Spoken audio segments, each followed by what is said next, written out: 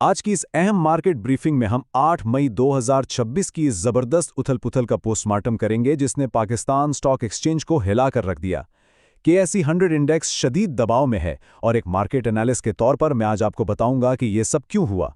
हम देखेंगे कि कैसे 7 समंदर पार की खबरें सीधा हमारे पोर्टफोलियोज पर वार कर रही हैं। तो चलें, बिना वक्त ज़ाया किए सीधे हक़ाइक़ की तरफ चलते हैं। जल्दी से आज के एजेंडे पर नजर डालते हैं। हम शुरू करेंगे जियोपॉलिटिकल मैक्रो ट्रिगर से, फिर केएसई 100 इंडेक्स का एक्सरे करेंगे। इसके बाद उन मखसूस सेक्टर्स और हैवी वेट्स की बात होगी जिन्होंने मार्केट को नीचे गिराया। चौथे नंबर पर हम उन शेयर्स को ढूंढेंगे जिन्होंने इस तूफान में भी अपना दिफा किया। और आखिर में बात होगी कि इस मार्केट वॉलेटिलिटी यानी उतार चढ़ाव से निपटने की क्या तैयारी होनी चाहिए। तो सबसे पहले बात करते हैं पहले हिस्से की, जियोपॉलिटिकल मैक्रो मुहर्रिकात, यानी वो मशरिक़ वुस्ता की कशीदगी जिसने आज हमारी मार्केट में ये भूंचाल पैदा किया। अब देखें, हर बड़े मार्केट क्रैश के पीछे कोई ना कोई चिंगारी होती है। आज मार्केट खुलने से पहले ही अमेरिका और ईरान के दरमियान एक फौजी तसादुम की खबरें गर्दिश कर रही थीं। और सबसे ज़्यादा तशवीश की बात यह है कि ये वाक़या आबनाए हुर्मुज़ के इंतहाई हसास इलाके में पेश आया। अब हम यहाँ कोई सियासी तज्जिया तो नहीं कर रहे। हमारा मकसद खालिस्तन मारूज़ी हक़ाइक़ को देखना है और हकीकत यह है कि इस नाजुक सी जंगबंदी के टूटने के डर से खाम तेल की कीमतें फ़ौरन ऊपर की तरफ भागीं, जिससे आलमी तवानाई की सप्लाई लाइन्स को शदीद खतरा लाहक हो गया है। और जैसा कि आप बखूबी जानते हैं, जब भी आलमी सतह पर जियोपॉलिटिकल खौफ फैलता है ना, तो इसका सीधा असर मकामी सरमायाकार के मूड पर पड़ता है। सरमायाकारों को बेयकीनी से सख्त नफरत है। जब तवानाई की सप्लाई खतरे में पड़ी तो इन्वेस्टर सेंटिमेंट शदीद दबाव में आ गया और हमारी मार्केट ने फौरन एक दिफाई पोजीशन ले ली। अब आते हैं दूसरे हिस्से पर, यानी केएसई 100 इंडेक्स का जायजा। एक ऐसा दिन जो गहरे सुर्ख रंग में बंद हुआ।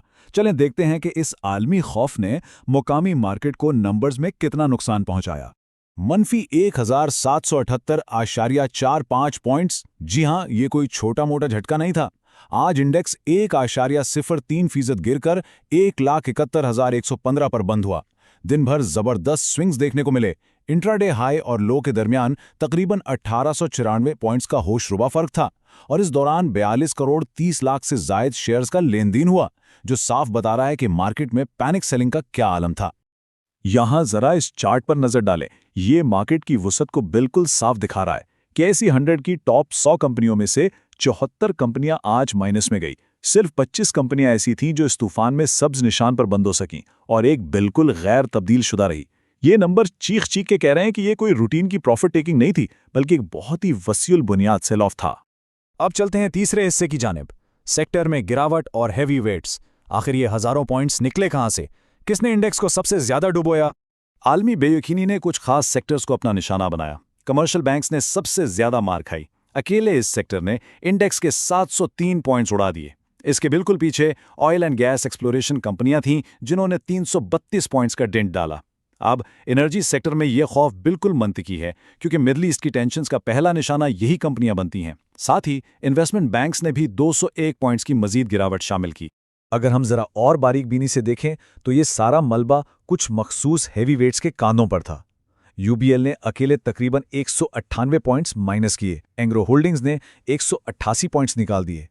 फिर मीज़ान बैंक, पीपीएल और मारी पेट्रोलियम भी इसी कश्ती में सवार थे। ये वो एंकर्स थे जिन्होंने आज पूरे बेंचमार्क को बुरी तरह नीचे की तरफ खींचा, क्योंकि जाहिर है जब इतने बड़े हाथी गिरते हैं तो पूरी मार्केट उसका झटका महसूस करती है। लेकिन ठहरें, तस्वीर का चौथा हिस्सा भी है, मार्केट की दिफाई लचक। इस शदीद मंदी के रुझान में भी कुछ शेयर्स ऐसे थे जिन्होंने बका की जबरदस्त जंग लड़ी। आइए उन जेबों को तलाश करते हैं जहां सरमायाकारों ने पनाह ली। इतने घप अंधेरे में ये चंद सेक्टर्स किसी रोशनी की किरण से कम नहीं थे। रिफाइनरी सेक्टर ने मार्केट को 21 पॉइंट्स का सहारा दिया। प्रॉपर्टी, पेपर और बोर्ड और इंश्योरेंस जैसे शोबों ने हैरानकुन तौर पर मुस्बत रुझान दिखाया। अब बतौर रिटेल इन्वेस्टर यहां सीखने की बात यह है कि मार्केट चाहे कितनी भी क्रैश कर रही हो, एक स्मार्ट डिफेंसिव शिफ्ट आपके सरमाए को महफूज रख सकता है। आज ये वाज़े हो गया कि जब हर तरफ खूनरेजी हो रही थी, तब भी कहीं ना कहीं स्मार्ट मनी अपना काम कर रही थी। जरा इन वॉल्यूम्स को चेक करें। ये आदादो शुमार वाकई शानदार हैं। के इलेक्ट्रिक यानी KEL का तिजारती हजम देखें। 14 करोड़ 44 लाख शेयर्स की ट्रेडिंग हुई और मार्केट के उलट चलते हुए इसने 2.5% का नुमाया इजाफा भी रिकॉर्ड किया। ये स्कूल और सिनर्जी भी जबरदस्त वॉल्यूम और प्राइस गेन के साथ नुमाया रहे। ये वो स्टॉक्स थे जहां आज सरमाए का असल फ्लो और एक जबरदस्त डिफेंसिव अप्रोच नजर आई। आज के दिन का मुवाजना करें तो ये तजाद बड़ा दिलचस्प है। एक तरफ हमारे पास सीमेंट और फार्मा जैसे स्टॉक्स हैं, जैसे एफसीसीएल और एबिट, जो तकरीबन 3% तक गिर गए, लेकिन दूसरी तरफ जीएडीटी, पीआईओसी और केईएल जैसे स्टॉक्स सीना तान कर खड़े रहे और इंडेक्स को जबरदस्त सपोर्ट किया। जीएडीटी को ही देख लें, जिसने 8.5% की हैरत अंगेज छलांग लगाई। इसका सीधा सा मतलब है कि हर स्टॉक नहीं गिरा, कुछ में जबरदस्त लचक और पोटेंशियल मौजूद था।